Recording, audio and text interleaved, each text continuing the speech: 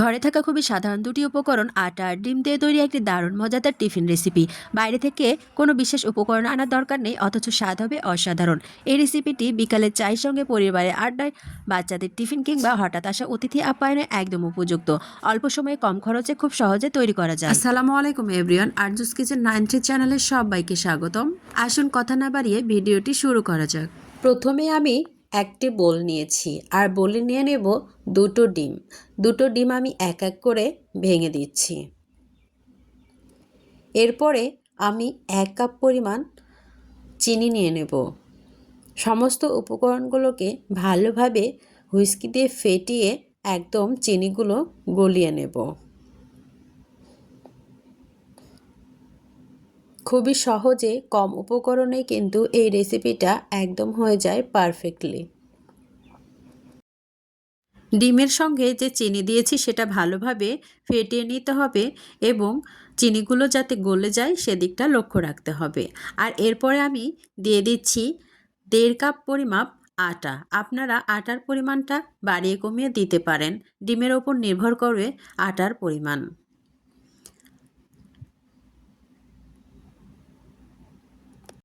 আর এখানে আমি দিয়ে দিচ্ছি 1/2 কাপ পরিমাণ সুজি।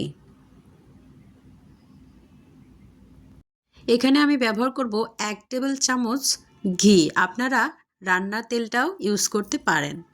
এখানে দিয়ে দিচ্ছি স্বাদ মতো লবণ আর 1 চামচের 4 ভাগের 1 ভাগ দিয়ে দিলাম বেকিং সোডা। আর এখানে দিয়ে দিচ্ছি 1 কাপ পরিমাপ গুঁড়ো দুধ। ব্যাস এতটুকুই, আর কিছুই লাগছে না।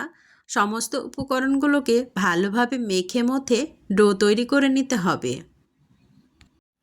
ভিউয়ার্স, ভিডিওর এ পর্যন্ত যারা চলে এসেছেন একটা লাইক দিতে ভুলে গেছেন, অবশ্যই একটা লাইক দিয়ে পুরো ভিডিওটা স্টার্ট করার অনুরোধ রইল। আমি প্রত্যেকটা স্টেপ অনেক ভালোভাবে বুঝিয়ে দিয়েছি, পুরো ভিডিওটা দেখে নিলে খুব সহজেই কিন্তু এই রেসিপিটা আপনারা বানিয়ে নিতে পারবেন। এখানে মেখে নেওয়ার সময় একটু হাতে লেগে যাবে, আর হাতে যদি একটু ঘি বা তেল নিয়ে নেন তাহলে কিন্তু খুব সহজেই হাতটা পরিষ্কার হয়ে যাবে। তবে আমি এখানে হাতটা পরিষ্কার করে ফিরে আসছি। এখানে হাতটা পরিষ্কার করার পরে হাতে সামান্য তেল মাখিয়ে নিয়ে এখন পিঠার শেপটা আমি দিয়ে দিচ্ছি। কিভাবে পিঠার শেপটা আমি দিয়ে দিচ্ছি একটু মনোযোগ সহকারে দেখলে আপনারা খুব সহজে বুঝে নিতে পারবেন। দেখুন, একটু লম্বাচে এবং সাইডে একটু কোনাচে করে চ্যাপটা করে দিয়ে কিন্তু আমি একটু ডিজাইন করে নেব। আপনারা ঠিক এভাবেই রেখে দিতে পারেন কিংবা যে যার মতো শেপ দিয়ে নিতে পারবেন। আমি একটা কাঁটা চামচের সাহায্যে সাইড থেকে একটু ভাঁজ করে একটু ফুলের মতো আমি শেপ দিয়ে নিচ্ছি। একটু লক্ষ্য করলে বুঝতে পারবেন আমি কিভাবে এই শেপটা দিয়ে নিচ্ছি।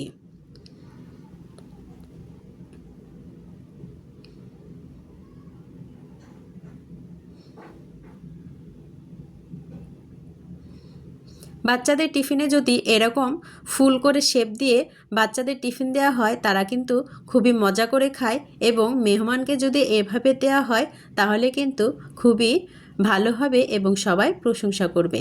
দেখুন, আমার একটা পিঠা তৈরি হয়ে গিয়েছে। আমি আবারও আপনাদের বোঝার সুবিধার্থে আরও একটি পিঠা তৈরি করে দেখিয়ে দিচ্ছি। সেম প্রসেসে আমি আবারও আরেকটি পিঠা তৈরি করে নিচ্ছি। সাইড থেকে কাঁটা চামচ দিয়ে একটু ভাঁজ করে আমি এই পিঠাগুলো তৈরি করে নিচ্ছি।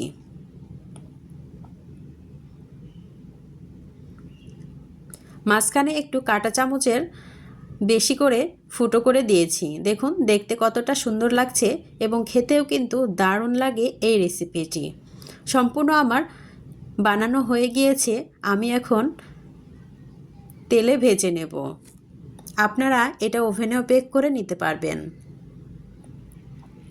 চুলায় একটা ফ্রাই প্যান বসিয়ে দিয়েছি অলরেডি, আর তেলটা হালকা গরম করে নিয়েছি। তবে বেশি আঁচ দেওয়া যাবে না, লো টু মিডিয়ামে রেখেই এই পিঠাগুলো ভেজে নিতে হবে। একদমই ফুলে যাবে এবং খুবই নরম তুলতুলে এই রেসিপিটি খেতে কিন্তু অসাধারণ লাগে। আস্তে আস্তে সব পিঠাগুলো আমি দিয়ে দিচ্ছি, আর লো ফ্লেমে আমি এগুলোকে ভেজে নেব। আগে থেকে আমি তেলটা গরম করে রেখেছিলাম আর খুব সহজেই কিন্তু এই অপর পাশটা হয়ে গিয়েছে, তাই আমি এখনই উল্টে দিয়ে আরও এক পাশটা আমি ভেজে নেব। আস্তে আস্তে এই পিঠাগুলো ভেজে নিলে কিন্তু ভেতর পর্যন্ত পৌঁছে যায় তেলগুলো, আর খেতে কিন্তু অসাধারণ হয়, একদম ফুলকো ফুলকো হয়ে যায়, ওপর থেকে ক্রিস্পি হয় আর ভেতরে একদমই নরম। খুবই ভালো লাগে এই রেসিপিটি।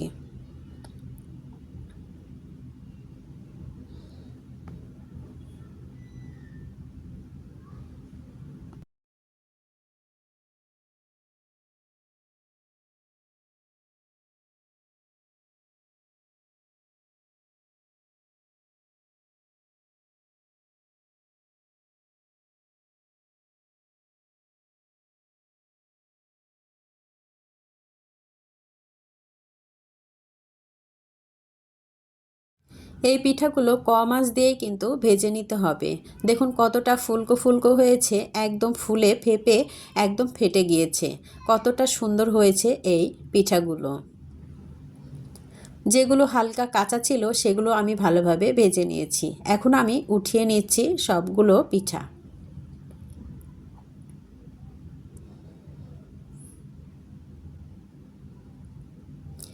এতটাই ফুলকো হয়েছে, একদম ফুলে ফেটে গিয়েছে।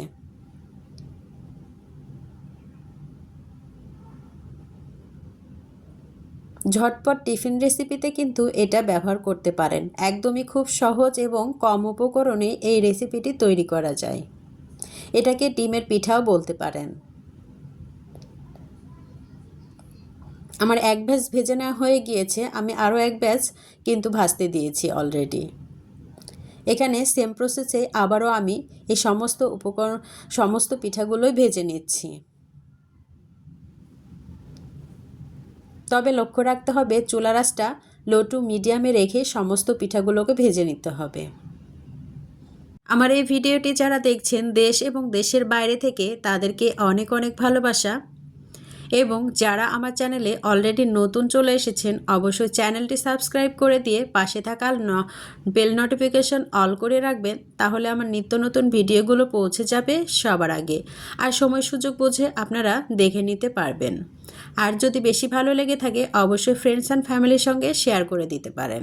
আমার সমস্ত পিঠাগুলো ভেজে নেওয়া হয়ে গিয়েছে, আমি এখন দেখিয়ে দিচ্ছি কতটা লোভনীয় হয়েছে আর কতটা ফুলকো ফুলকো হয়েছে। এতটাই ফুলকো হয়েছে যে ফুলে ফেপে একদম ফেটে গিয়েছে। দেখুন আমি দেখিয়ে দিচ্ছি কতটা লোভনীয় হয়েছে।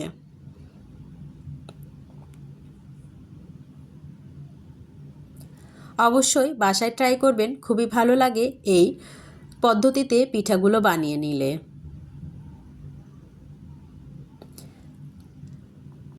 বিকালের চা, পরিবারের আড্ডা, অতিথি আপ্যায়নে বিশেষ উপযুক্ত এই পিঠা রেসিপিটি। আমি একটা আপনাদের ভেঙে দেখাবো ভেতরে কতটা সুন্দর হয়েছে, কতটা ভেতরে নরম এবং কতটা সুন্দর হয়েছে। খেতে কিন্তু অসাধারণ ছিল এই পিঠা রেসিপিটি। সহজ কিছু উপকরণ দিয়ে এই পিঠা রেসিপিটি তৈরি করলাম। আপনাদের কাছে কেমন লাগলো অবশ্যই কমেন্ট বক্সে জানাতে ভুলবেন না। আবারও নেক্সট ভিডিওতে দেখা হবে নতুন একটি রেসিপির মাধ্যমে। সে পর্যন্ত সকলেই ভালো থাকবেন। সকলের সুস্বাস্থ্য কামনা করে এখানে বিদায় নিচ্ছি। আল্লাহ হাফেজ।